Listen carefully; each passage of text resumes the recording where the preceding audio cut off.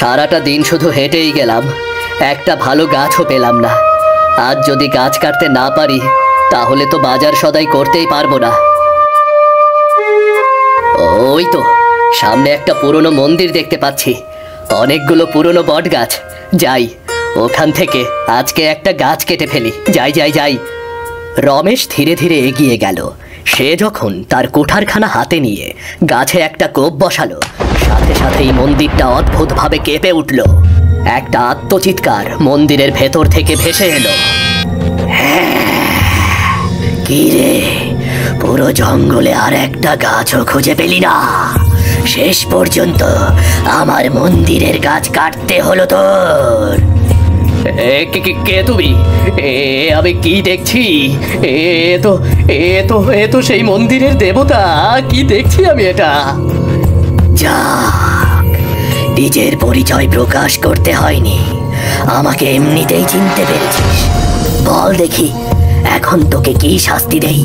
তুই তো গুরুতর অপরাধ করেছিস। দয়া করে আমাকে ক্ষমা করে দাও। বিশ্বাস করো, আমি কোনো খারাপ উদ্দেশ্য নিয়ে এখানে আসিনি। ঘরে আমার প্রচন্ড অভাব, একমাত্র ছোট্ট মেয়েটা না খেয়ে আছে। আমাকে দয়া করে একটা গাছ দিন, আমি এটা বিক্রি করে সংসারটা চালাতে চাই।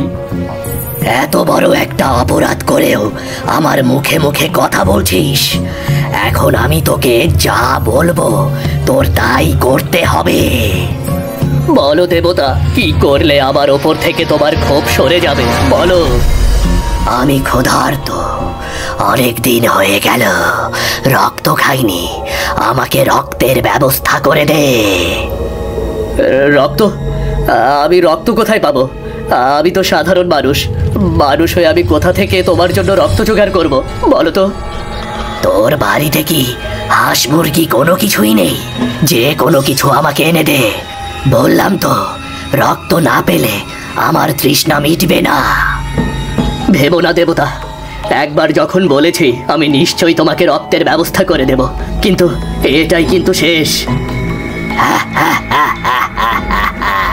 কোথাও পালিয়ে যাওয়ার চেষ্টাও করিস না। যদি আমার কথার অন্যথা হয় তাহলে কিন্তু তোর মৃত্যু অনিবার্য। হে বিধাতা, আমি কোন বিপদে পড়লাম? সামান্য একটা গাছ কাটার জন্য শেষ পর্যন্ত একটা অবলা প্রাণীকে বলিদান করতে হবে। হে বিধাতা।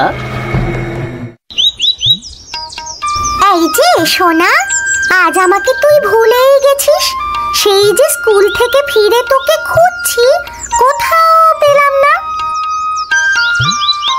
এই যে স্কুল থেকে ফিরে সারাদিন বনে বাদারে ঘুরে বেড়াস, তুই জানিস না সুন্দরবনে বাঘের উপদ্রব বেড়ে গেছে? তোর বাবা তোকে জঙ্গলে যেতে নিষেধ করেছে। আমি তো কোথাও যাইনি মা, আমি শুধু আমার ছোট্ট খরগোশটার জন্য একটু ফলমূল জোগাড় করতে গিয়েছিলাম।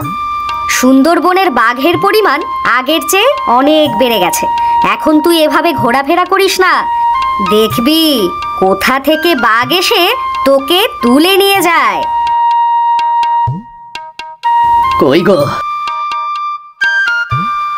দাও আমাকে একটু জল দাও, তৃষ্ণায় বুকের ছাতিটা একেবারে ফেটে যাচ্ছে গো, দাও।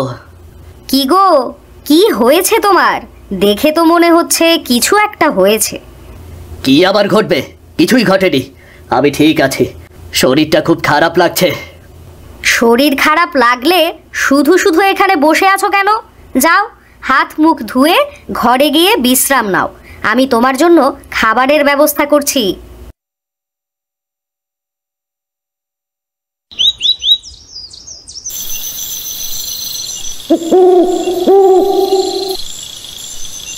মারে, তুই আমাকে ক্ষমা করে দিস।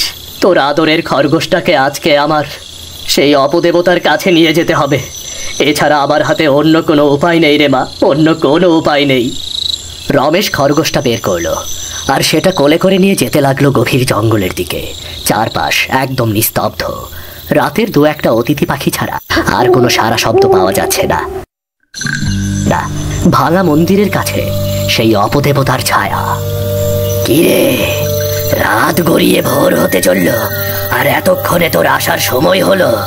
তুই জানিস না আমি ক্ষুধার্ত? দে, ওই প্রাণীটা আমার কাছে দে। দেবতা, আমি অনেক খারাপ কাজ করেছি। আমার মেয়ের শখের জিনিসটাকে আমি তোমার হাতে তুলে দিচ্ছি। তুমি আমার জীবন থেকে চলে যাও অপদেবতা, তুমি আমার জীবন থেকে চলে যাও। তোমার ছায়াও যেন আমার জীবনে আর না থাকে। একবার যখন আমাকে আমন্ত্রণ করে ডেকেছিস, এত সহজে তো আমি যাচ্ছি না। আগে খেয়ে নেই, এরপর বলছি তোকে কি করতে হবে। এরপর কাঠুরিয়া রমেশ অপদেবতার হাতে সেই খরগোশটাকে তুলে দিল, আর খরগোশটাকে সে নির্মমভাবে হত্যা করে রক্ত খেতে লাগলো। কতদিন পর টাটকা রক্ত খেলাম। অনেক দিন হয়ে গেল এই মন্দিরে আটকা পড়ে আছি, টাটকা রক্তের সন্ধান পাচ্ছিলাম না। আজ তুই আমাকে মন ভরে খাওয়ালি। ঠিক আছে অপদেবতা, নিশ্চয়ই আমি তোমাকে খুশি করতে পেরেছি। এবার তুমি আমাকে বিদায় দাও, আমাকে যে যেতে হবে। আরে দাঁড়া দাঁড়া, এত ব্যস্ততা কিসের? এটা সুন্দরবন, এখানে মন্দিরের একমাত্র উত্তরাধিকারী হলাম আমি। এসব কথা তুমি আমাকে কেন শোনাচ্ছ দেবতা? আমি তো তোমার চাহিদা পূরণ করেছি। এতটুকু রক্তে আমার মন ভরেনি রে, আমার বড় কিছু চাই। এবার বড় একটা প্রাণী নিয়ে আয়। কি বলছো তুমি? আমি তোমাকে আর কোথা থেকে প্রাণী এনে দেবো বলো? আমার কাছে তো তোমাকে দেবার মতো আর কিছুই নেই। আমার সাথে একদম চোখ রাঙিয়ে কথা বলবি না। একবার যখন বলেছি আমার রক্ত চাই, তার মানে আমাকে রক্ত এনে দিতেই হবে। আমি তোমাকে আর কিছুই এনে দিতে পারবো না। এবার তুমি যা করার করে নাও। কাঠুরিয়ার এমন অদ্ভুত আচরণে অপদেবতা প্রচণ্ড রেগে গেল। তার শরীর থেকে অদ্ভুত নীল রঙের আভা বের হতে লাগলো, আর তার তাপে কাঠুরিয়ার শরীর তীব্রভাবে জ্বলতে শুরু করলো। ছেড়ে দাও, আমাকে ছেড়ে দাও, আমার শরীর জ্বলে যাচ্ছে, আমি মরে যাচ্ছি, আমাকে ছেড়ে দাও, ছেড়ে দাও আমাকে। এইবার বল, আমি যা চাবো তুই আমাকে তাই এনে দিবি? তুমি আমার কাছে যা চাইবে আমি তোমাকে তাই এনে দেব। দয়া করে আমাকে হত্যা করো না, আমাকে হত্যা করো না দয়া করে। অপদেবতা হঠাৎ করেই ঠান্ডা হয়ে গেল। তার শরীর থেকে নীল রঙের রশ্মি বের হওয়া বন্ধ হয়ে গেল, আর সাথে সাথে সেখানে কাঠুরিয়া অজ্ঞান হয়ে পড়ে গেল। তার যখন জ্ঞান ফিরল, সে দেখতে পেল ভোর হয়ে গেছে, চারদিকে পাখির কিচিরমিচির, আর তার কাছে একটি মেয়ে বসে আছে। যাক বাবা, তোমার জ্ঞান ফিরে এসেছে। আমি তো ভেবেছিলাম তুমি মরেই গেছো। কে তুমি? এখানে কি করছো? আমার আসল নাম তো বনলতা, তবে বাবা আমায় আদর করে ডাকতেন বনু দেবী। সেই থেকে সবাই সেই নামেই ডাকে। আমি এই জঙ্গলেই থাকি, ফুল থেকে মধু সংগ্রহ করে বাজারে বিক্রি করি। তুমি আমাকে সাহায্য না করলে আমি মরে যেতাম। তোমাকে অনেক ধন্যবাদ বনদেবী, তোমাকে অনেক ধন্যবাদ। এই জঙ্গলে তুমি একা একা যে ঘুরে বেড়াও, তোমার ভয় লাগে না? কি করব বলো, আমার তো আর বাবা মা বেঁচে নেই, আমার যাওয়ার কোনো জায়গাও নেই। এই জঙ্গলে কোনো না কোনো ভাবে আমার রাত কেটে যায়। বনদেবী, তুমি আজ থেকে আমার বাড়িতেই থাকবে। বাড়িতে আমার স্ত্রী আর আমার সন্তান আছে। আজ থেকে তোমাদের সবার দায়িত্ব আমার। আচ্ছা ঠিক আছে, আমি তোমার সাথে তোমার বাড়িতেই থাকবো, কিন্তু তোমার স্ত্রী রাগ করবে না? আমার স্ত্রী খুব ভালো মনের মানুষ, ও তোমাকে নিজের কাছের মানুষই ভাববে গো, আর ভালোবাসবে তোমাকে। ওগো, গত রাত থেকে কোথায় ছিলে তুমি? এমন কোথাও নেই যেখানে আমি তোমাকে খুঁজে বেড়াইনি। জানো বাবা, গত রাত থেকে না আমার খরগোশটাকে কোথাও খুঁজে পাচ্ছি না। তুমি কি জানো আমার খরগোশটা কোথায় গেছে?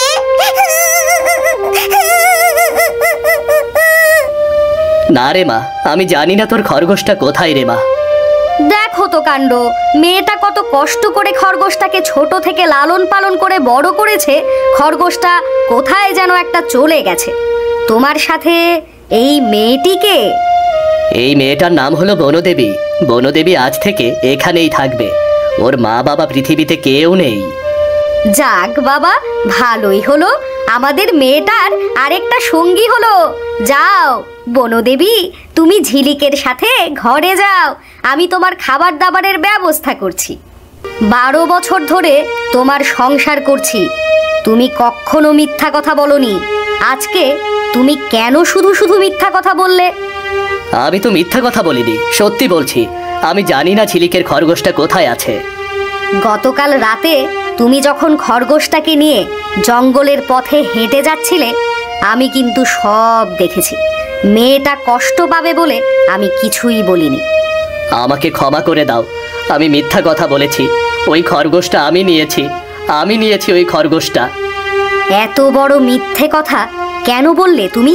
আর কেনই বা খরগোশটা জঙ্গলের ভেতরে নিয়ে গিয়েছো? এরপর কাঠুরিয়া রমেশ মিতালিকে শুরুর থেকে শেষ পর্যন্ত সমস্ত ঘটনা খুলে বলল। সে এটাও বলল, এই অপদেবতা এখন বড় কোনো প্রাণী দাবি করছে। হে বিধাতা, এ কোন বিপদে পড়েছি আমরা! হায় হায় রে, এখন বড় কোনো প্রাণী আমরা কোথায় পাবো? জানি না, আমি সত্যি কিছু জানি না। এত বড় একটা প্রাণী আমি কোথা থেকে জোগাড় করব বলো তুমি। এত বড় বিপদ থেকে আমরা নিশ্চয়ই কোনো না কোনোভাবে উদ্ধার পাবো। দেখো, এখন যাও, ঘরে গিয়ে বিশ্রাম নাও।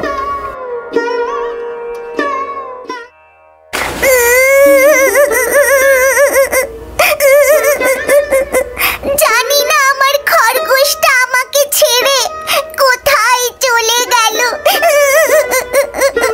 আমি এখন ওকে কোথায় খুঁজে পাবো? এখানে বসে বসে কাঁদছো কেন? এই দেখো, আমি তোমার খরগোশটা নিয়ে এসেছি। এই তো আমার খরগোশটা আমার কাছে চলে এসেছে। তুমি এটাকে কোথায় পেয়েছো বনদেবী? আমি তো পুরো গ্রাম জুড়ে আমার খরগোশটাকে খুঁজে বেড়ালাম। আর বলো না, তোমার খরগোশটা জঙ্গলেই লুকিয়েছিল। যাও, এবার ঘরে যাও, তোমার মা তোমাকে খোঁজ করছে। তুমিও আমার সাথে চলো বনদেবী। আমি একটু পরে যাব, তুমি এখন যাও। কি রে, এতক্ষণ তুই কোথায় ছিলি? আমি তোকে পুরো সুন্দরবন জুড়ে খুঁজে বেড়াচ্ছি। যা দেখি, আমাদের ছাগলটাকে নিয়ে একটু ঘাস খাইয়ে নিয়ে আয়। ও মা, দেখো, আমার খরগোশটা আমার কাছে আবার ফিরে এসেছে। বনদেবী সুন্দরবন থেকে খরগোশটাকে ধরে নিয়ে এসেছে। সত্যি সত্যি তোর খরগোশ ফিরে এসেছে, ভালোই হলো। যা যা, এবার আর দেরি করিস না, খোয়ার থেকে ছাগলটা বের কর। ঝিলিক খোয়ারের দিকে এগিয়ে গেল এবং দেখতে পেল সেখানে কোনো ছাগল রাখা নেই। দেখে যাও, সর্বনাশ হয়ে গেছে। খোয়ারে কোথাও ছাগল রাখা নেই। মা, দেখে যাও। এ কি বলছিস তুই? হায় হায় রে, এ আমার খুব বড় ক্ষতি হয়ে গেল তো। আমার ছাগলটা কোথায় চলে গেল গো? ও মা, বাবা কোথায়? সকালবেলা থেকে কোথাও দেখতে পাচ্ছি না। বাবা নিশ্চয়ই জানে ছাগলটা কোথায় গেছে। তোর বাবাকে খুঁজে নিয়ে আয়, তা না হলে ছাগলটা আমরা চিরদিনের জন্য হারিয়ে ফেলবো। ছোট একটা ভুলের জন্য আজকে কত বড় মাসুল দিতে হচ্ছে। আমাকে শেষ পর্যন্ত নিজের পালন করা ছাগলটাকেই ওই অপদেবতার হাতে তুলে দিতে হবে। এরপর রমেশ মন্দিরের সামনে পৌঁছালো। মন্দিরের অপদেবতা তখন দেখা দিল। এই প্রাণীটা তো বেশ বড়, আহা! এর মাংস রক্ত খেতে খুবই সুস্বাদু হবে। আমি আমার জিহ্বাটাকে সংবরণ করতে পারছি না। দে দে দেখিনি, আমার কাছে এই প্রাণীটাকে দিয়ে দে। দয়া করে আমাকে মুক্তি দাও। আমার জীবন থেকে তুমি অনেক দূরে চলে যাও অপদেবতা, অনেক দূরে চলে যাও। শুধু ঘ্যান করিস না, খুব ভালো করে খেতে দে তো আমাকে। তোর প্রাণীটাকে আমি খুব তৃপ্তি করে খেয়েছি, খুব স্বাদ লেগেছে। যা, এবার আমার জন্য নতুন কিছু নিয়ে আয়। নতুন কিছু? এ কি বলছো তুমি? তুমি তো বলেছিলে এটাই শেষ, আর কখনোই আমার কাছে কোনো কিছুই দাবি করবে না। আরে বাবা, শুধু শুধু রাগ করছিস কেন? আর শুধু একবার আমাকে একটু মাংস খাওয়া। অনেক দিন হয়ে গেল মানুষের রক্ত খাইনি রে। বাবা, মানুষের মাংস?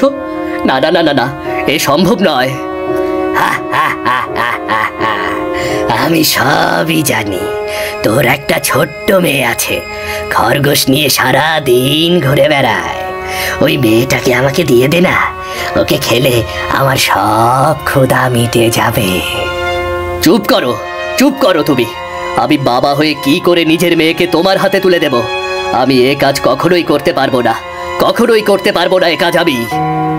ওই মেয়েটাকে আমার চাই চাই।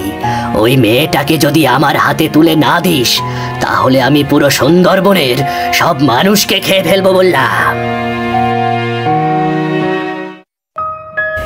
রমেশ বিবস্ত্র অবস্থায় ফিরে এলো।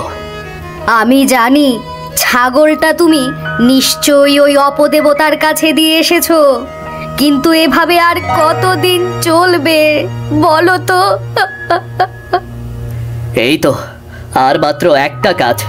এই কাজটা শেষ হয়ে গেলে সব সমস্যার সমাধান হয়ে যাবে। কোন কাজের কথা বলছো তুমি? অপদেবতার কাছে একজন মানুষকে উৎসর্গ করতে হবে, তাহলেই অপদেবতা বলেছে আর কখনো সে আমার কাছ থেকে কিছুই নেবে না। না না না না, এমন ভয়ানক কাজ তুমি করো না। না না। এছাড়া কি আর করব বলো তো? যদি কোনোভাবে অপদেবতার কাছে মানুষ পৌঁছে দেওয়া না যায়, তাহলে সে সবাইকে হত্যা করবে। কিন্তু এমন মানুষ তুমি কোথায় পাবে? অপদেবতা আমাদের মেয়ে ঝিলিককে চেয়েছে। না, তুমি কি মানুষ? একজন বাবা হয়ে শেষ পর্যন্ত নিজের মেয়েকে তুমি অপদেবতার হাতে তুলে দেবে? এছাড়া আমার আর কিছুই করার নেই। আমার মাথায় একটা বুদ্ধি এসেছে। তুমি বনদেবীকে অপদেবতার কাছে তুলে দাও, তাহলে অপদেবতা বুঝতেও পারবে না। না না, আমি একটা নিরীহ মেয়ের জীবন এভাবে শেষ করতে পারবো না। প্রয়োজন হলে নিজের মেয়েকে বলিদান করব, কিন্তু অন্য কারো ক্ষতি করতে পারবো না। আমি পারবো না আমি ক্ষতি করতে। আমার মেয়েকে যদি হারাতে হয়, তাহলে আমি নিজেই এই পৃথিবী ছেড়ে চলে যাব। এই কথাটা শুধু মনে রেখো, মনে রেখো। তাই হবে। তুমি, আমি, ঝিলিক, আমরা সবাই পৃথিবী ছেড়ে চলে যাব, কিন্তু সুন্দরবনের এত বড় ক্ষতি আমরা করতে পারবো না, কিছুতেই করতে পারবো না। চলো তাহলে, তাই হবে। আগামীকাল অপদেবতার কাছে আমরা নিজের মেয়েকে উৎসর্গ করব, আর এর সাথে সাথে তুমি আর আমিও আমাদের জীবন দিয়ে দেব সেই অপদেবতার হাতে। নিজের সন্তানকে ছাড়া এই পৃথিবীতে আমি বেঁচে থাকতে পারবো না।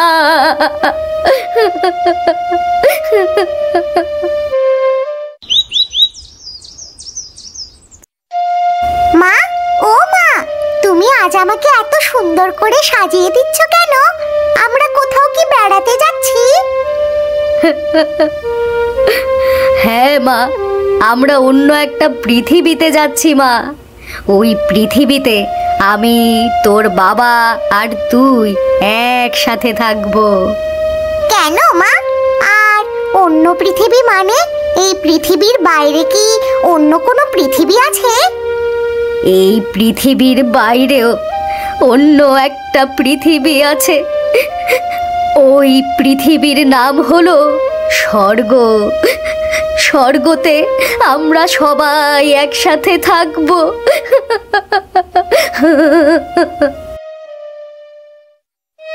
কি ব্যাপার, তোমরা এখনো তৈরি হওনি?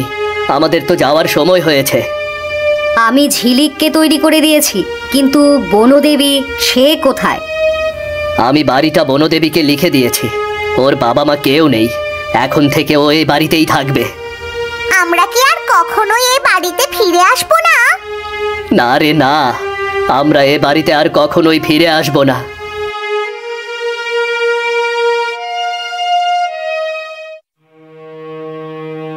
অপদেবতা, কোথায় আপনি? দেখুন আমরা এসেছি। এখন দয়া করে আমাদের গ্রহণ করুন, গ্রহণ করুন আমাদের। এ তো মেঘ না চাইতেই জল। আমি তো শুধু তোদের মেয়েটাকে চেয়েছিলাম, এখন তো তোরা নিজেরাও আমার কাছে এসে ধরা দিয়েছিস। সন্তানকে বলিদান দিয়ে কোনো বাবা মা ঠিক থাকতে পারবে না অপদেবতা। এর চেয়ে বরং আপনি আমাদের তিনজনকেই হত্যা করুন। না না না না, পেট ভরার জন্য তোদের এই ছোট্ট মেয়েটাই যথেষ্ট। তোরা চলে যেতে পারিস, আমার কোনো আপত্তি নেই। ও বাবা, ও বাবা, এই দৈত্যটা কি বলছে? বাবা, ও কি আমাকে মেরে ফেলবে? আমাকে বাড়ি যেতে দাও বাবা, আমি বাঁচতে চাই। আমাকে মেরে ফেলো না, আমাকে মেরে ফেলো না। আয় আয় আমার কাছে, তোকে দেখে আমার জিভে জল চলে এসেছে। আয় আয়, একেবারে কচি বাচ্চা। অপদেবতা যখনই ঝিলিকের দিকে এগিয়ে যেতে লাগলো, তখনই হঠাৎ করে সেখানে বনদেবীর আবির্ভাব ঘটলো। ছেড়ে দে ওকে, এক্ষুনি ছেড়ে দে বলছি, খুব খারাপ হয়ে যাবে। কে তুই? তোর সাহস তো কম নয়, আমার সাথে তুই তুই করে কথা বলছিস। দেখতে চাস? দেখতে চাস আমি কে? দাঁড়া, আমি এক্ষুনি আমার ভয়ঙ্কর রূপটা তোকে দেখাচ্ছি। এরপর সেই বনদেবী একটা ভয়ঙ্কর দেবীতে পরিণত হলো। তাকে দেখে সবাই অবাক হয়ে গেল। রমেশ, মিতালি আর ঝিলিক কল্পনাও করেনি এতদিন সত্যিকারের বনদেবী তাদের কাছে সাধারণ বনদেবী হয়েই ছিল। বনদেবী, আপনি এখানে? দয়া করে আমাকে ক্ষমা করে দিন, আমার ভুল হয়ে গেছে, ভুল হয়ে গেছে আমার। তোর মতো শয়তানকে কখনোই ক্ষমা করা যাবে না। তোকে আমি আজ নিজ হাতে এখানে হত্যা করব।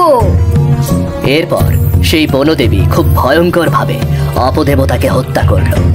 এরপর অপদেবতা ধুলোয় মিশে গেল। তোমরা এবার নিশ্চিন্তে বাড়ি ফিরে যাও, তোমাদের আর কোনো চিন্তা নেই। এখন থেকে তোমরা সম্পূর্ণ অভিশাপ মুক্ত।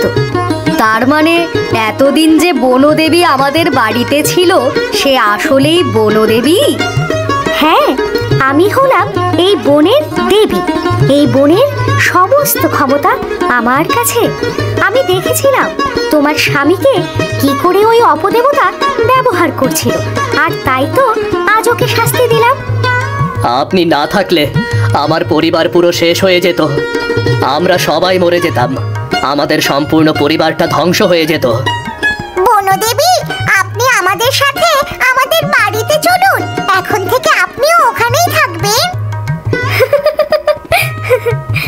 আমার অনেক দায়িত্ব, এরকম শক্তিকে বিনাশ করাই আমার কাজ। তোমরা বাড়ি ফিরে যাও, সময় হলে তোমাদের সাথে আমার আবার দেখা হবে।